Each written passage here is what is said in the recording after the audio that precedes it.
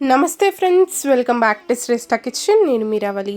ఇవాళ ఒక మంచి టేస్టీ రెసిపీ చూపిస్తున్నాను. పెరుగు మనకందరికీ చాలా ఇష్టం కదా.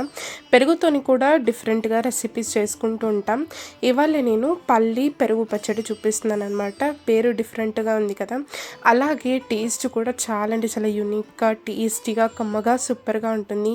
పెరుగన్నం రెగ్యులర్గా తినే వాళ్ళకి ఇది చాలా అంటే చాలా నచ్చుతుంది. ఇలా కొంచెం డిఫరెంట్గా ట్రై చేసి చూడండి, అందరికీ కూడా సూపర్గా నచ్చుతుంది. ఇది చేసుకోవడం కూడా సూపర్ ఈజీ అనమాట.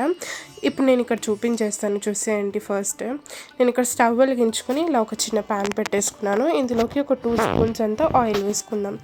ఇప్పుడు ఇందులోకి నేను ఇక్కడ కొన్ని పల్లీలను తీసుకుంటున్నాను.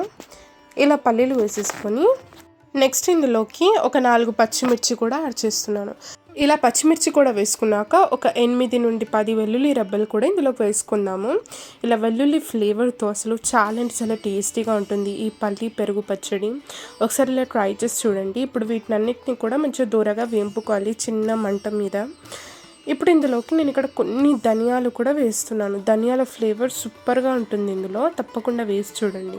ఇలా ధనియాలు కూడా వేసేసుకొని ఒకసారి బాగా కలిపేసుకొని కొంచెం పల్లీలు రంగు మారేంత వరకు బాగా వేంపుకొని వీటిని మిక్సీ జార్లోకి తీసేసుకుందాం మనము. చూసారు కదా, ఇక్కడ మంచిగా వేగిపోయాయి. నేను ఇక్కడ మిక్సీ జార్లోకి తీసుకొని కొంచెం బరకగా ఉండేటట్టు మనం దీన్ని గ్రైండ్ చేసుకొని తీసుకోవాలి. పల్లీలు మరీ పేస్ట్లకు కాకుండా కొంచెం బరకగా ఉండేటట్టు ఉంటే మనం తినేటప్పుడు పల్లీలు పంటికి తలుగుతూ క్రంచీగా సూపర్గా ఉంటుంది. ఇప్పుడు ఇదే పళ్ళుకి మరి కొంచెం నేను ఇక్కడ ఆయిల్ తీసుకున్నాను. ఇందులోకి ఆవాలు, జీలకర్ర కొంచెం నేను ఇక్కడ తీసుకున్నాను. ఆవాలు, జీలకర్ర కొంచెం చిటపట్లాడాక ఇందులోకి కొంచెం ఇంగువ కూడా వేస్తున్నాను. ఆ తర్వాత ఒక చిన్న ఉల్లిపాయని ఇలా సన్నగా తరిగి పెట్టుకున్నాను. అలాగే కొంచెం కరివేపాకు కూడా వేసేసుకుందాం. ఇలా ఉల్లిపాయలు, కరివేపాకు ఇందులోకి వేసుకున్నాక ఒకసారి బాగా కలిపేసుకుని మగ్గించుకుందాం. ఉల్లిపాయలు మరీ ఎక్కువగా ఫ్రై అవ్వనవసరం లేదు, కొంచెం ఇవి ట్రాన్స్పరెంట్గా మారితే సరిపోతుంది. చూసారు కదా, ఇలా మంచిగా ఉల్లిపాయలు మగ్గాక ఇందులోకి కొంచెం నేను ఇక్కడ పసుపు తీసుకుంటున్నాను, 1/2 టీ స్పూన్. అలాగే 1 స్పూన్ అంతా కారం కూడా తీసుకున్నాను. రుచికి సరిపడా ఉప్పు కూడా ఇందులోకి వేసేసుకోవాలి. ఇలా ఈ మసాలాలు వేసుకున్నాక ఒకసారి బాగా కలిపేసుకుందాము. ఇలా బాగా కలుపుకున్నాక మనం ముందుగా గ్రైండ్ చేసి పెట్టుకున్న పల్లీలది పొడి ఉంది కదా, అదంతా కూడా ఇందులోకి తీసేసుకుందాం.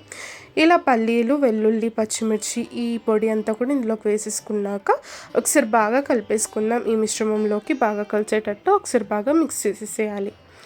ఇలా ఇదంతా ఒకసారి బాగా కలుపుకున్నాక 1-2 నిమిషాలు దీన్ని బాగా మగ్గించుకుంటే సరిపోతుంది. వెల్లుల్లి అలాగే పచ్చిమిర్చి ఫ్లేవర్ అంతా కూడా మంచిగా కుక్ అయ్యి సూపర్ టేస్టీగా ఉంటుందన్నమాట. చూసారు కదా, ఇలా మనకు రెడీ అయిపోయింది. నేను ఇక్కడ స్టవ్ కూడా ఆఫ్ చేసేసుకుంటున్నాను. ఇలా స్టవ్ ఆఫ్ చేసేసుకొని ఇప్పుడు నెక్స్ట్ ఏం చేయాలి నేను ఇక్కడ చూపించేస్తాను. ఇలా ఒక బౌల్లోకి నేను ఇక్కడ 1 కప్ అంతా నేను ఇక్కడ పెరుగు తీసుకుంటున్నాను. ఇలా ఫ్రెష్ పెరుగు అయితే బాగుంటుంది. పుల్లటి పెరుగు కన్నా ఇలా ఫ్రెష్గా పెరుగు తీసుకుంటే సూపర్గా ఉంటుంది. ఇప్పుడు పెరుగులోని ఉండలు ఏం కూడా లేకుండా నేను ఇక్కడ విస్కర్తో కలుపుకుంటున్నాను. ఇలా ఒకసారి బాగా కలిపేసుకుంటే మంచి స్మూత్గా మనకు పెరుగు రెడీ అవుతుంది. ఇప్పుడు ఇందులోకి మనం రెడీ చేసి పెట్టుకున్న ఈ మిశ్రమం అంతా కూడా ఇందులోకి వేసేసుకోవాలి. ఇలా వేసుకున్నాక ఒకసారి గరిటెతోని మంచిగా పెరుగులోకి మిశ్రమం అంతా కూడా కలిసేటట్టు ఒకసారి బాగా కలుపుకుంటే సరిపోతుంది. ఎంతో టేస్టీగా మనకు పల్లి పెరుగు పచ్చడి అయితే రెడీ అయిపోతుంది. ఇది వేడి వేడి అన్నంలోకి అయితే సూపర్గా ఉంటుంది, చాలా టేస్టీగా.